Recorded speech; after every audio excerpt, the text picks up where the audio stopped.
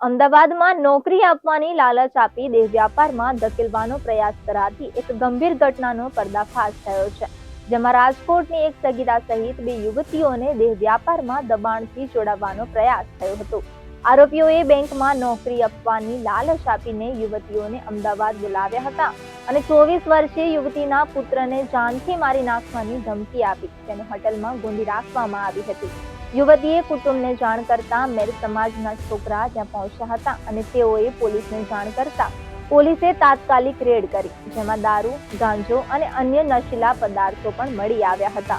Police દ્વારા આ કેસમાં 6 લોકો સામે ફરિયાદ નોંધાવવામાં આવી છે અને આગળની તપાસ ચાલુ છે.